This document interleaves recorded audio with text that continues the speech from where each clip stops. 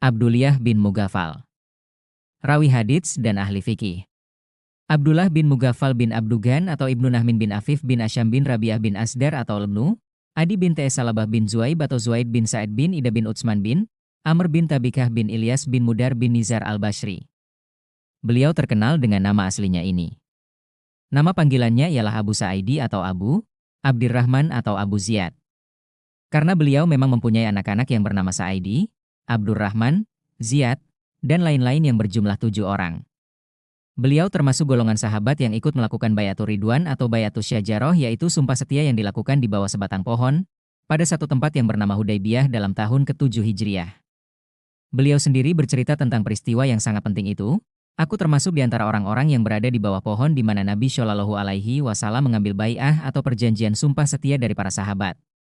Sejak saat itu beliau tidak pernah absen lagi dalam perjuangan menegakkan dan menyebarkan ajaran agama Islam di mana-mana, selalu bersama dengan Nabi Shallallahu Alaihi Wasallam hingga wafatnya, kecuali Perang Tabuk.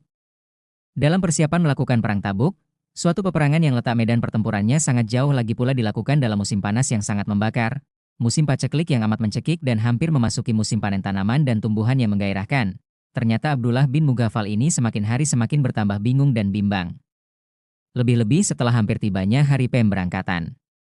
Sebab ia gagal untuk mendapatkan kendaraan dan ongkos, padahal jarak yang dituju sangat jauh. Tapi karena dorongan imannya yang sempurna dan keyakinan yang benar, ia berusaha terus dan tidak berputus asa. Dalam hati kecilnya hanya tersirat harapan agar dapat mati syahid atau tersebarnya agama Islam, di samping harapannya yang terbesar yaitu dapat tetap ikut berperang fisabilillah bersama-sama dengan Rasulullah Shallallahu Alaihi Wasallam.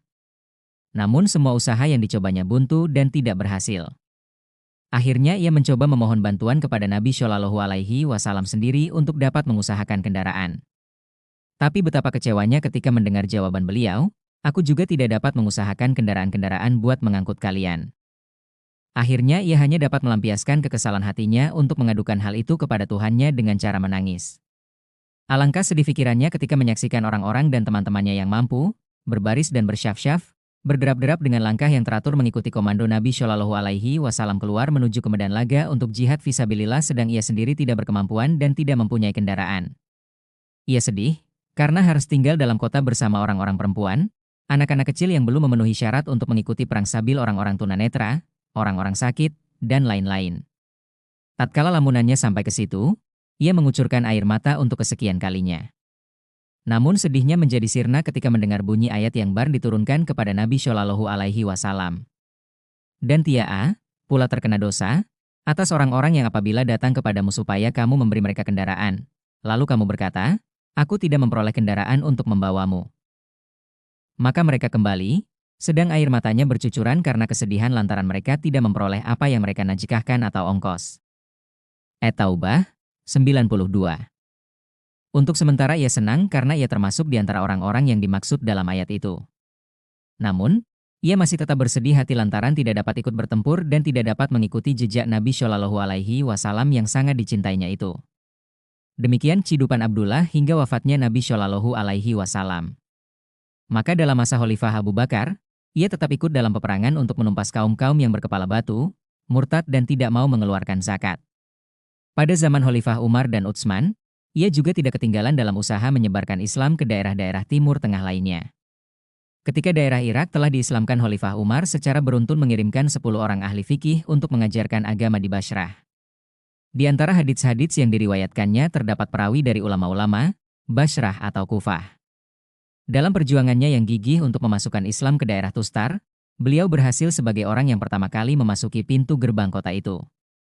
Demikianlah satu demi satu negeri dan daerah protektorat Romawi di Timur Tengah jatuh ke tangan umat Islam, berkat usaha beliau dengan kawan-kawannya di bawah pimpinan panglima-panglima yang terkenal, seperti Abu Ubaidah, Amir bin Jarrah, Khalid bin Walid, dan lain-lain.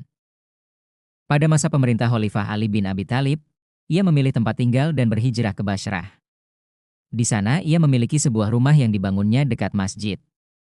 Di rumahnya dan di daerah itulah ia menghabiskan sisa-sisa hidupnya dengan giat mengajar dan beribadah lainnya hingga ia wafat pada tahun 60 atau tahun 59, pada masa akhir pemerintahan Khalifah Muawiyah bin Abi Sufyan. Jenazah beliau, untuk memenuhi wasiatnya sendiri, telah disembahyangkan oleh sahabat Abu Barzah al-Aslami radhiyallahu anhu. Atas jasa-jasanya, Maka Allah Subhanahu wa Ta'ala telah mengkaruniai beliau nama yang kekal dan abadi, termaktub dalam kitab-kitab hadits sebagai sumber sejumlah 43 hadits. Bukhari dan Muslim sepakat atas 4 hadits darinya. Sedangkan Bukhari sendiri hanya 1 hadits dan Muslim sendiri juga 1 hadits.